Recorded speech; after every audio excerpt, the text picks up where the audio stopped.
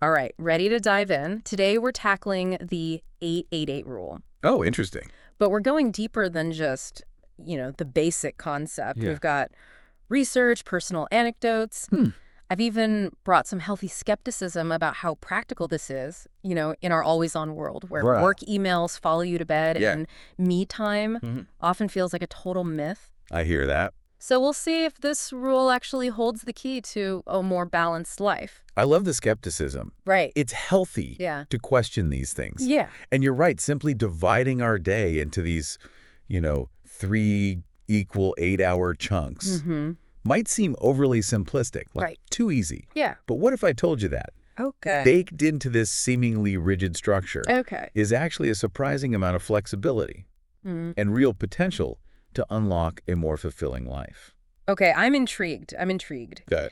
But let's start with that first 8 hours. Yeah. The one dedicated to work with purpose. That phrase itself sounds a little lofty. I mean, Yeah. we all have jobs to do, Right. deadlines to meet, Yeah. and sometimes it just feels like keeping our heads above water is a win. Mhm. So how do we even begin to inject purpose into that chaos? That's the question, isn't it? Right. And our sources actually offer some pretty compelling strategies. Okay. The first one might seem obvious, Okay. but it's where so many of us go wrong. Mm-hmm. Prioritizing tasks. Okay. We're talking about more than just making a to-do list. Yeah. This is about strategically focusing your energy Mhm. on the high-impact activities, Okay. the 20% of your efforts Okay. that drive 80% of the results. Right. Ever heard of the Pareto principle? Wait, is that the 80-20 rule? Yes. I've definitely skimmed a few articles on that. It's a popular one. Yeah, it sounds a lot like working smarter, not harder. Exactly. Right. It's about recognizing that not all tasks are created equal. Right. Right. For example, imagine you have a report due and a presentation to prepare for. Mm-hmm. Instead of spreading your energy thin across both of those, Yeah. you could use the Eisenhower matrix Okay. to determine which task is both urgent and important and prioritize that one first. Okay, so you're really focusing. Okay, that makes sense. Yeah. So prioritizing tasks, check. Is What is next. next on the work with purpose agenda? Setting boundaries. Okay. And this is where that 8-hour framework actually becomes your superpower. Okay. By dedicating a specific block of time to work, Mm-hmm. you create a container for those tasks. Yeah. It helps you resist the urge to constantly check emails after hours Right. or let projects bleed into your personal time. Okay, but is that realistic? Yeah. I feel like so many jobs these days have this expectation of always being available, That's true. right? That's a valid concern. Yeah. And honestly, that's where a lot of the pushback against this 888 rule comes from. Right. But the sources we're looking at suggest that even if you can't completely disconnect, Mm-hmm. simply being more intentional about your work hours can make a huge difference. So it's about shifting our mindset, Yes. not necessarily clocking out at 5 p.m. sharp every day. Exactly. It's Yeah. about setting those mental boundaries, Yeah. even if your physical presence Mm-hmm. is required beyond the 8 hours. Right. For example, Yeah. you could designate specific times for checking email Okay. or commit to only working on urgent tasks after hours Right. while leaving less pressing matters for your dedicated work block. Okay, so it's like being really strict Yeah. about what you allow to kind of intrude. Yeah, you're protecting your time Yeah. consciously. All right. Prioritizing and boundaries. Got it. Got it. Is there anything else we need to conquer to make that work with purpose chunk truly meaningful? There's one more piece that's often overlooked: Okay. finding meaning in your work. Okay. This goes beyond just completing tasks Mhm. or meeting deadlines. Right. It's about connecting your work to your values, Okay. your passions, Yeah. and your larger goals. Mm. Do you ever feel that sense of fulfillment Oh, yeah. when you're working on something that truly resonates with you? Absolutely. Something that you feel passionate about? It's like that feeling of flow Yes. where you get completely absorbed and time disappears. Exactly. Yeah. And the research suggests Right. that when we find that sense of meaning in our work, Mm-hmm. we're not only more productive, Okay. but we're also more engaged, Right. more motivated, Yeah. and ultimately happier. That makes sense. So think about it. Okay. Do you feel a sense of purpose in your work? Yeah, I think I do. If not, how could you start to cultivate that? Right. Maybe by taking on projects that align with your interests, Mm.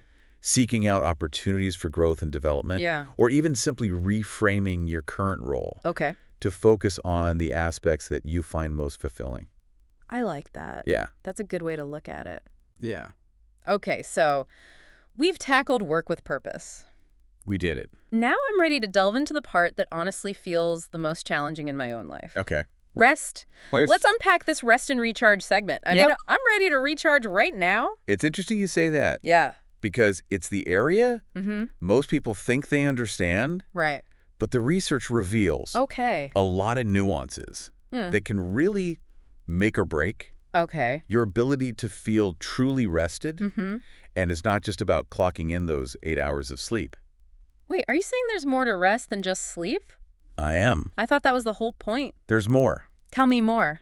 Our sources actually dive deep into the science of sleep. Okay. And it turns out Yeah. quality matters just as much as quantity. Okay. We're talking about creating a sleep sanctuary, Hmm. a cool, dark, quiet room, Right. free from distractions like screens. Yeah, that's a tough one. That's a tough one. Especially these days. It is. Right.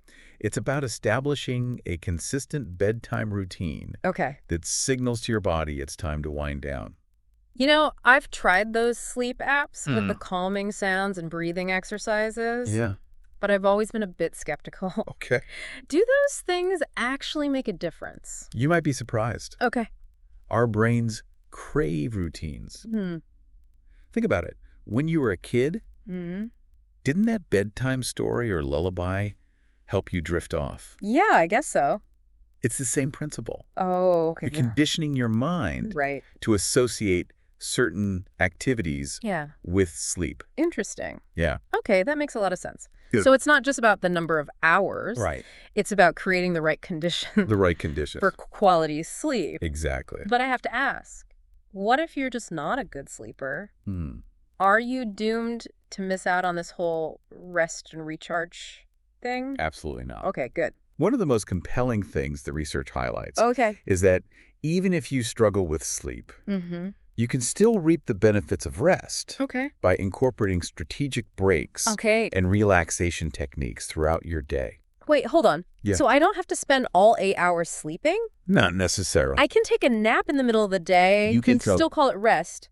Yes. Tell me more. This is already life-changing. Think of it as mini recharges Okay. for your mind and body. Mm-hmm. A 15-minute power nap, Okay. a quick meditation session, Yeah. even just stepping away from your desk to stretch and take a few deep breaths. Right. These can all contribute to that sense of rejuvenation. I like that. Yeah. Okay, I'm starting to see how this rest and recharge piece fits into the puzzle. Good. It's not just about sleep, Right. but about making time for those little moments of respite throughout the day. Exactly. And that feels much more doable. It does. Even for someone like me who struggles to switch off. It's a good strategy. All right, we've conquered work and rest, We have. the two pillars of adulting, It's true. as far as I'm concerned. It's- But now I'm really curious about this final 8 hours. Okay. Growth and joy. Growth and joy. This is where things get really interesting, right? I think so. Because it's so easy to let work and obligations consume our lives. Right. But what about those things that make us feel truly alive? Yes, that's the key. You Right. hit the nail on the head. Yeah. And this 8 hours is all about reclaiming that sense of joy and purpose outside of our work and responsibilities.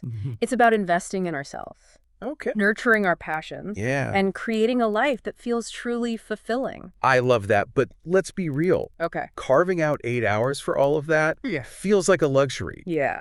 Most of us just can't afford. Right. So how do we even begin to make space for growth and joy Right. when our schedules are already jam-packed? That's the challenge, isn't it? But the sources we're diving into Okay.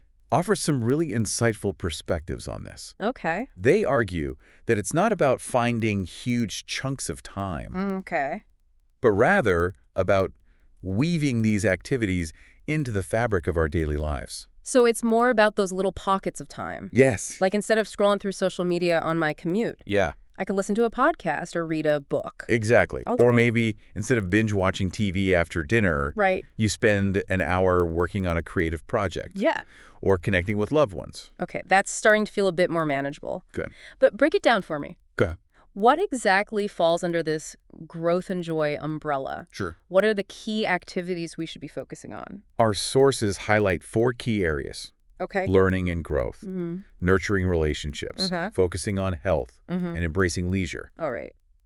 And what's fascinating is that they emphasize how interconnected these areas are. For example, learning doesn't have to be formal education. Right. It can be as simple as reading a book, Right. taking an online course, or even just having a stimulating conversation with someone who has different perspectives. Our learner listeners will love that. They will. Right. It's giving them permission to embrace their curiosity Yes. and pursue those interests that light them up. I like that. Yeah. And when it comes to nurturing relationships, Yeah. we're not just talking about spending time with family and friends. Right. Although that's certainly important. Of course. It's also about building meaningful connections in our communities, Yeah. whether through volunteering, joining a club, or simply making an effort to connect with our neighbors. It's about building those social bonds Yeah, that make us feel connected and supported. exactly. Yeah. And let's not forget about the importance of taking care of our physical health. Absolutely. The research emphasizes that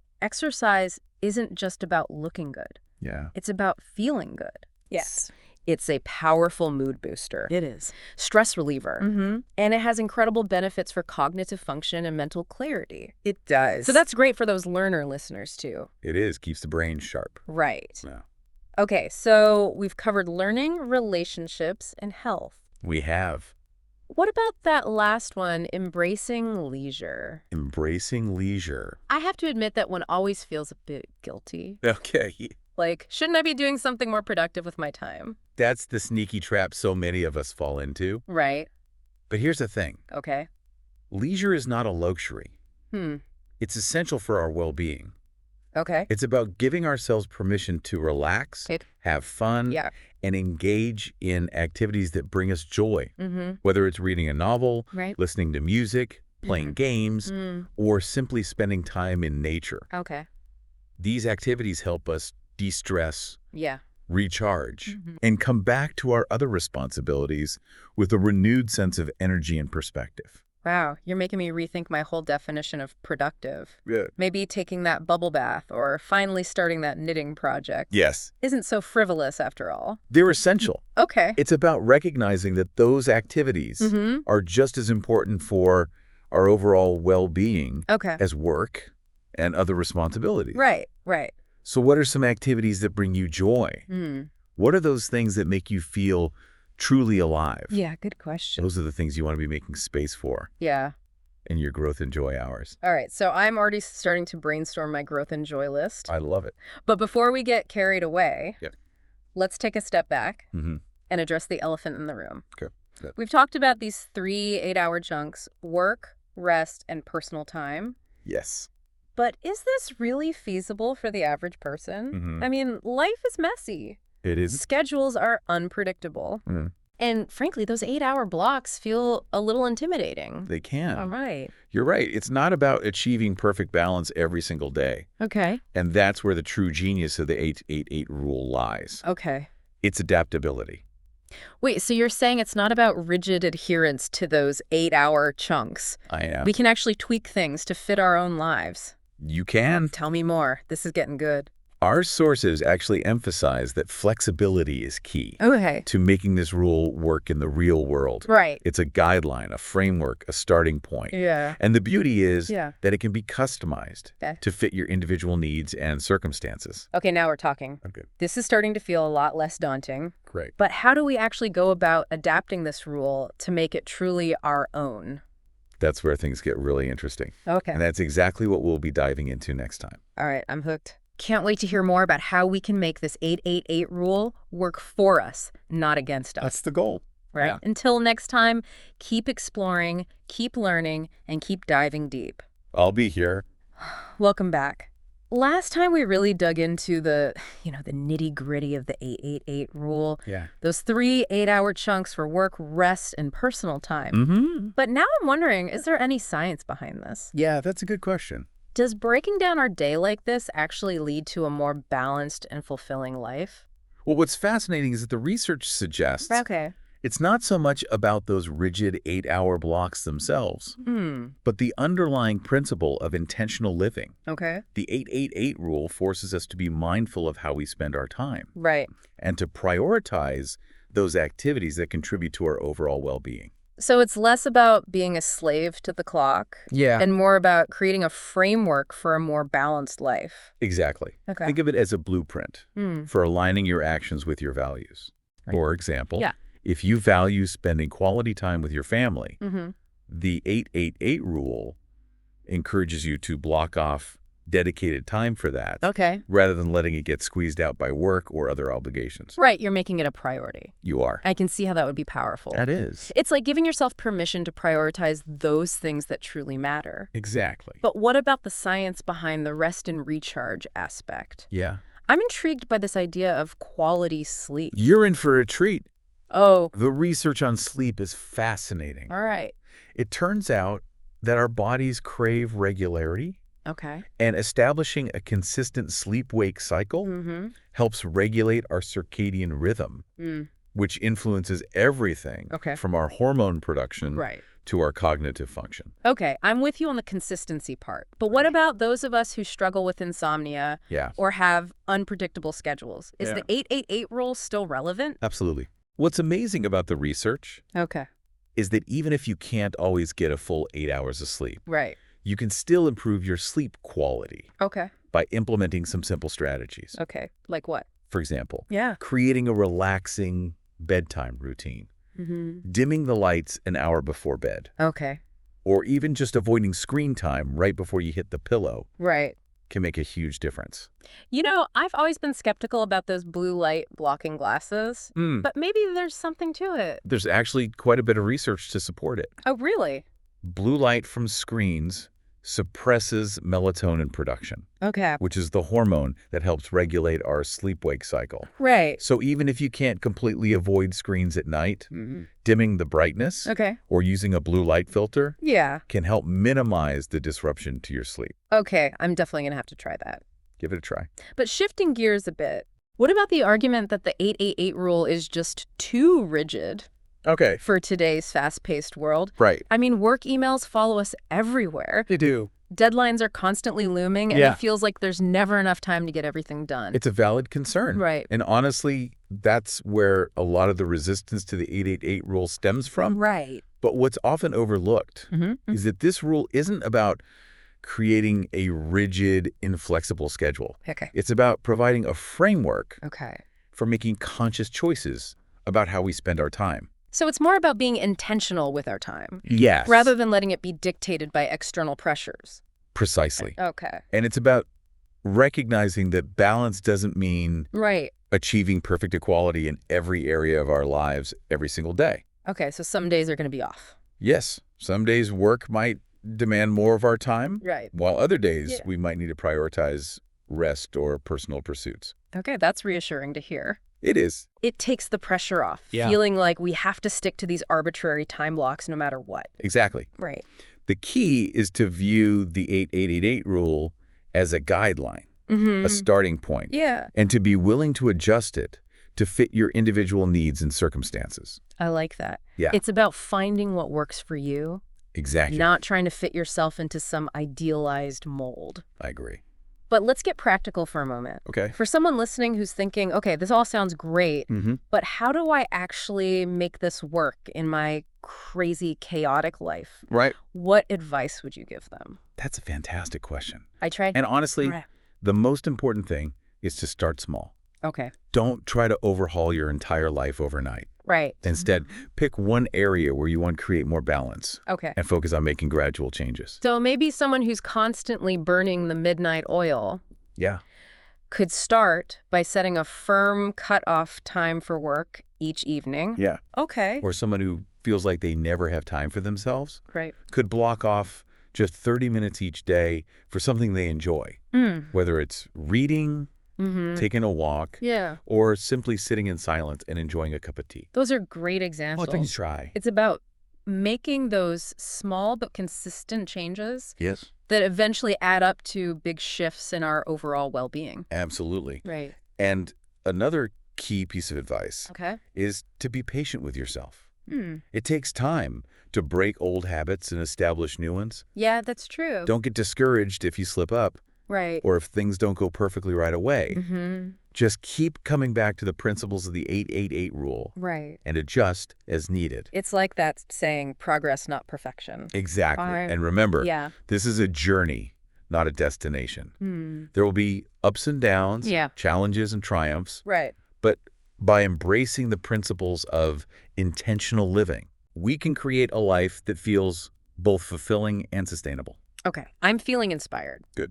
But before we wrap up, Okay. I have to ask about something that keeps popping up in my mind. Right. We've talked about prioritizing tasks, setting boundaries, and making time for ourselves. Right. But what about those unexpected things that life throws our way? Ah, yes. You know, the sick kid, Okay. the last-minute deadline, Yeah. the car that breaks down on the way to work. How does the 888 rule account for those inevitable curveballs? You've hit on a really important point. Yeah. And honestly, it's where the true test of this rule lies. Okay. Because life is unpredictable. It is. And no matter how carefully we plan, Right. there will always be things that disrupt our schedules and throw us off balance. So what's the solution?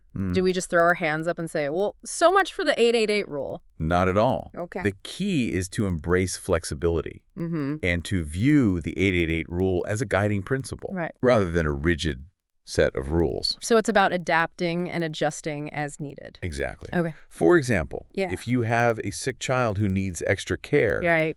you might need to shift your work hours Okay. or delegate some tasks Mm-hmm. to create more space for that. Yeah, that makes sense. Or if a last-minute deadline pops up, Mm-hmm.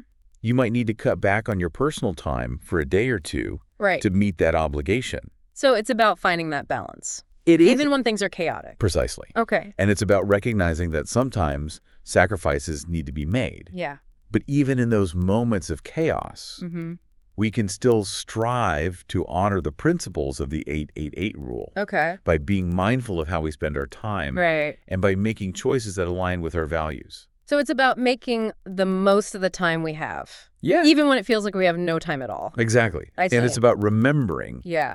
that even in the midst of chaos, there are always moments of joy and connection to be found. That's a beautiful way to put it. Thank you. We've covered so much ground today. Yeah. The science behind the rule, Yeah. the importance of flexibility, Mm. and even how to navigate those inevitable life curveballs. It's a lot. I'm feeling energized Great. and ready to start putting some of these principles into practice. Excellent.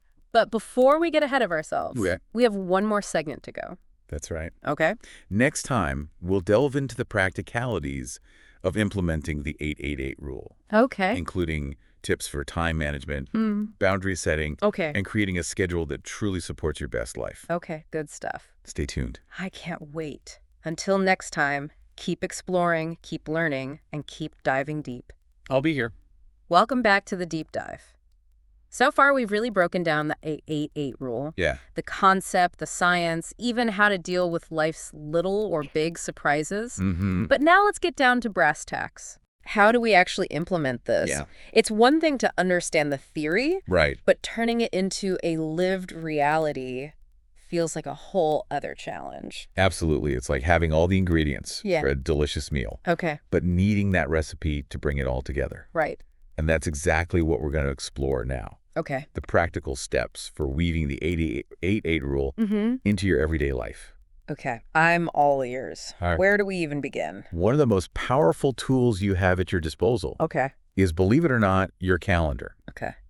But we're not talking about just scheduling meetings and appointments. Right. This is about strategically blocking out time Okay. for those three key areas: Mm-hmm. work, rest, and personal growth. So it's about treating those activities Yes, with the same level of importance as any other commitment. precisely. Instead of letting your work hours bleed into your evenings Right? or sacrificing sleep to squeeze in one more task, Yeah. you're proactively carving out dedicated time Right. for each of these areas. Okay. It's like creating a visual representation of your priorities, Hmm. a roadmap for a more balanced life. I love that analogy of a roadmap. Yeah. But let's be real. Okay. Even with the best intentions, things don't always go according to plan. Of course. How do we account for those inevitable disruptions Yeah. and maintain some semblance of balance? That's where the art of flexibility comes in. Okay. And this is something our sources emphasize repeatedly. Mm-hmm. The 888 rule is not about rigid adherence to a set schedule. Right. It's about creating a framework Okay. that you can adapt as needed. So if an unexpected work deadline pops up, Right. or your child gets sick, Yeah, you can adjust those time blocks accordingly. exactly. Okay. The key is to be mindful of those adjustments and to make conscious choices Yeah. that align with your overall goals. Okay. For example, Yeah. if you have to work late one evening, Right. maybe you prioritize getting to bed early the next night to make up for that lost sleep. Right. Or if you have to miss your evening workout Yeah. due to a family commitment, Okay. you could squeeze in a quick lunchtime walk to keep your body moving. So it's really all about just finding those little ways to compensate. I'm starting to see how this flexibility piece is crucial. It is. It takes the pressure off, Yeah, feeling like you have to be perfect all the time. absolutely. And remember, it's all about progress, not perfection. Right. Some days you'll nail the 8-8-8 balance perfectly. Yeah. Other days, things will be a little more chaotic. That's realistic. It is. And that's okay. It is. The important thing is to keep coming back to the core principles of this rule and to make adjustments as needed. That's it. Okay, I'm feeling more confident about the flexibility piece. Yeah. But let's talk about boundaries for a moment. Boundaries. Yeah. Because I think for a lot of people, myself included, that's a major sticking point. It is. How do we actually set those boundaries? And stick to them, Yeah. especially when it comes to work. Boundaries are crucial. Yeah. And they're often the most challenging part of implementing the 8-8-8 rule. I can see that. But the good news is Okay. there are practical strategies you can use to strengthen those boundaries. Okay, give me the good stuff. What are those strategies? First and foremost, Okay. it's about communication.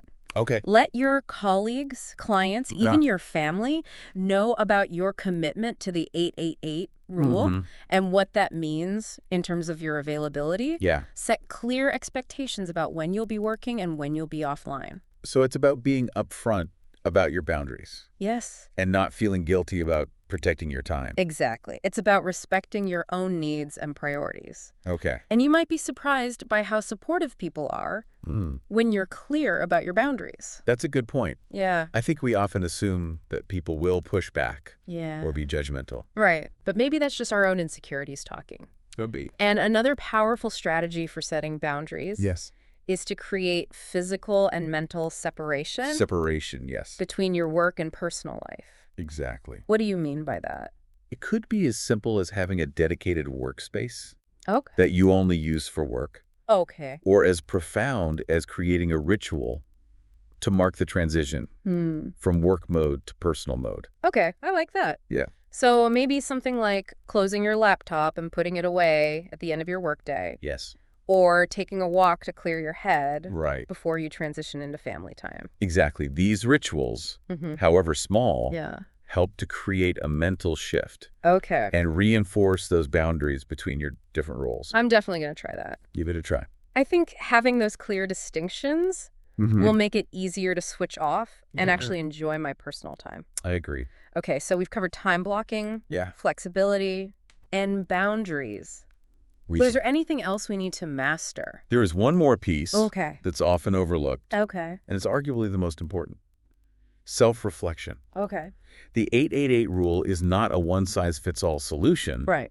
It's a journey of self-discovery, a process of experimentation and refinement. So it's about paying attention to how these changes make you feel Yes, and adjusting as needed. exactly. Check in with yourself regularly. Mm-hmm. Are you feeling more energized, Okay. more focused, Yeah. more fulfilled? Hmm. If not, what adjustments can you make? Right. Maybe those 8-hour blocks need tweaking. Okay. Or maybe you need to reevaluate your priorities within those blocks. Like a constant feedback loop, right? It is. We're gathering information, making adjustments, and constantly striving to find that sweet spot where Yeah. we feel balanced and aligned. Precisely, and that's the beauty of the 8-8-8 rule. It's not about achieving some unattainable ideal Right. of perfect balance. Right. It's about creating a life that feels authentic and fulfilling for you. I love that. It's about giving ourselves permission to define what balance means on our own terms. It is. So as we wrap up this deep dive, Yes. what's the key message you'd like to leave our listeners with? The 888 rule is more than just a time management strategy. It's a philosophy Okay. for living a more intentional and fulfilling life. Right. It's about recognizing that our time is our most valuable resource Yeah. and making conscious choices about how we spend it. Right. It's about prioritizing our well-being, nurturing our passions, Yeah. and creating a life that feels both successful and sustainable. It's been such an inspiring conversation. All good. And I'm walking away with a renewed sense of hope and possibility. Wonderful. I think what resonates most with me is this idea that balance is not a destination. Yeah, It's a journey. it is. It's about constantly striving for that equilibrium Right. between work, rest, and personal growth, knowing that it will ebb and flow over time. Beautifully said. And I hope our listeners feel empowered to embark on their own journey toward balance and fulfillment. Me too, remember. Yeah. It's about progress, not perfection. Start small. Okay. Be flexible. Yeah. And most importantly, listen to your own inner wisdom. Great advice. Until next time, Until next time. keep exploring, Keep exploring. keep learning, Keep diving deep. and keep diving deep.